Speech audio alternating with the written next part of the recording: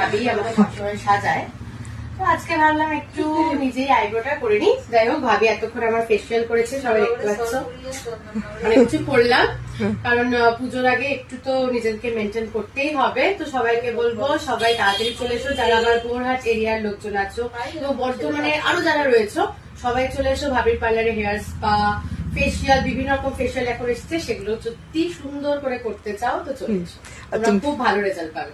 Thank you so much. তোমার কেমন লাগলো এখানকার সার্ভিস নিয়ে? আমার কাছে সব ভালো লাগলো। তো 2 বছর ধরে আসছি, তো 2 বছর কেন, আরো বেশি, আরো বেশি। আমি ভাবির